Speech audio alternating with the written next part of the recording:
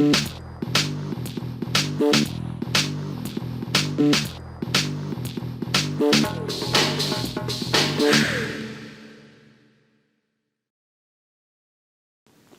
biggest challenge, without a doubt, is to keep pace with language change. No question.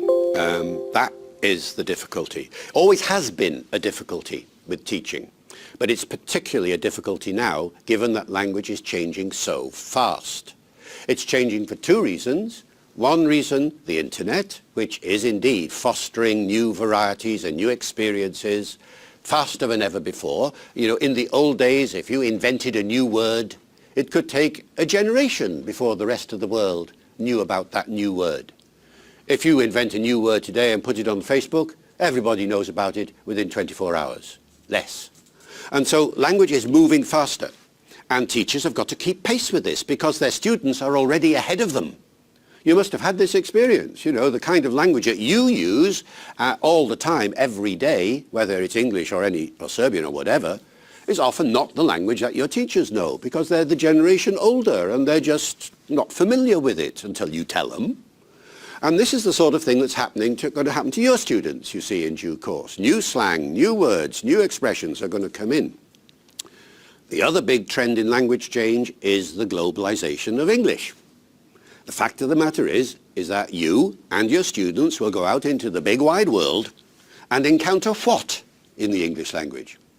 Well, if you've been teaching your students that there is only one kind of English, and that is British English, and the only kind of accent is received pronunciation, which is the accent of the Queen, and so on, and you say that's the only kind of English you will hear out there, you are going to be so wrong, because only 2% of the population of England speaks RP, and worldwide, that proportion grows a little bit, but even so, the vast majority of the accents and dialects that you'll hear as you travel around the world, you don't even have to travel. Just turn on the television set or go to the cinema. And what you'll hear is, of course, a lot of American English, a lot of, if it's Indian cinema, a lot of Indian English, and so on. Stand in any high street anywhere in the world where English is an important language. Oxford Street in London. I've done this. I've just stood there and listened to the variety of accents and dialects that passed me by, and the variety of other languages too, of course. And what I hear, every now and then, 1 in 100 passes by with the educated accent that we are often teaching our students to use. So, for teachers, the important thing is that you retain that respect for the traditional accent, reason being that that's the accent probably you've been taught. Or, of course, if you've been taught American English, that's a different scenario, but the same principle applies there. Or Australian English, the same principle, that there will be one accent that you know, that you respect because your teachers have taught it to you, you've heard it more than anything else, the examiners have examined you in it, the teaching materials are in it, and if you know RP and British Standard English, fine. No change there. You'll carry on doing that because it's a perfectly respectable accent and dialect. But, if you let your students go away thinking that is the only accent and dialect in the world, then you've done them a disservice. What you've got to do is improve their listening comprehension and reading comprehension from the very beginning. You've got to expose them to as much of the variation that exists in English as it's possible to do.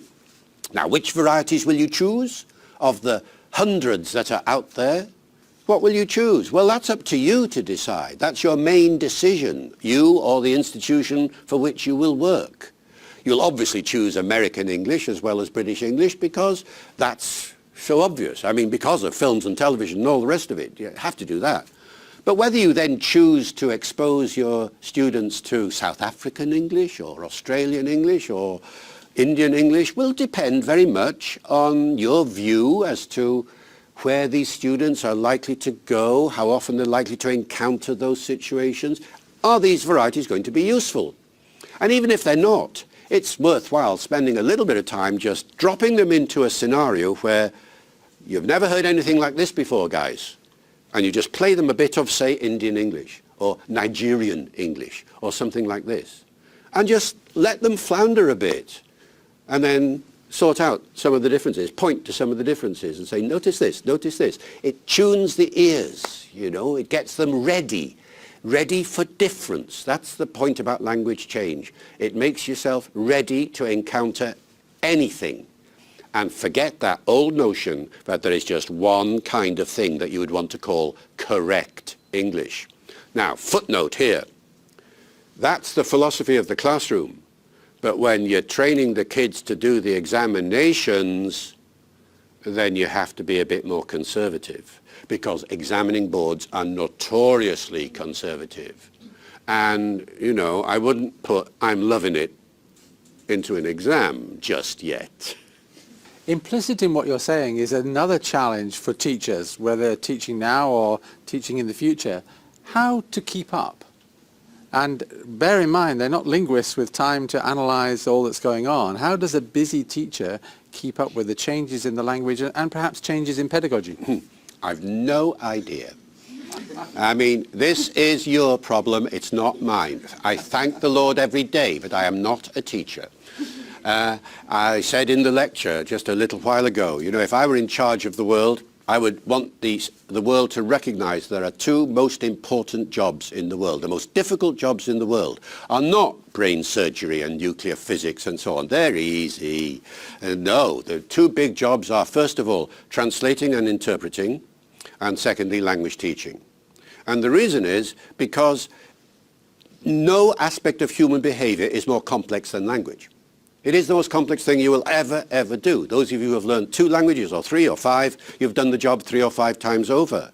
But think what's coming out of my mouth now. You know, 40-odd sounds, phonemes, whatever you call them, combined into several hundred syllables, superimposed, there's all sorts of intonation and rhythm and stress and so on, combined into 3,000 or 4,000 grammatical constructions with how many words? 50,000, 100,000 words, depending upon the size of your vocabulary, but at least 50,000 words for average speakers of English. And it's all coming out, along with all the politeness and the discourse features and the rhetoric and the jokes and so on. It's all there, you know, and you do it in 2 languages, or 3, or 5. And, you know, remember, 3/4 of the world's population is bilingual.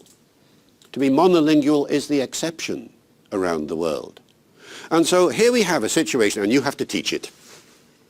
Well, good luck, you know. And just briefly, your recommendation, what government should do about teacher salaries? Oh, if I were in charge of the world, yes. The biggest bit of applause I got in the lecture in there this morning was when I said that teachers' salaries should be increased by a factor of at least 4. You know, 4 times the amount. But that, I said, I'm not in charge of the world, so that isn't going to happen. But that is the point, you know, that kind of complex professionalism needs to be reflected in salary scales and all sorts of things. And there has to be time, you see.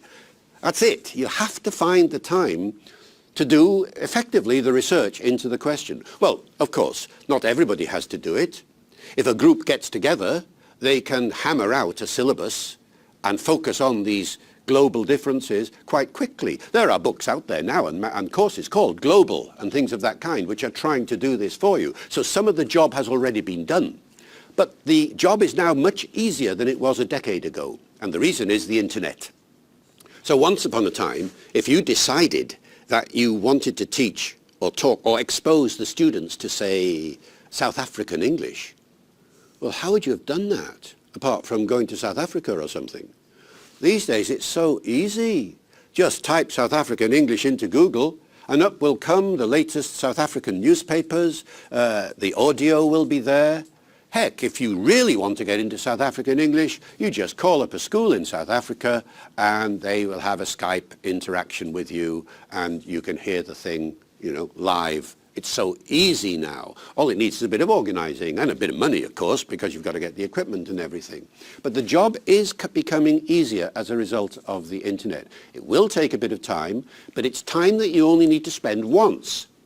You know, once you've done this basic work and got the contacts and got your materials, then you'll use it next year and next year and next year. You don't have to do it twice. So I think it's an initial problem, but not a long-term one. Mm-hmm.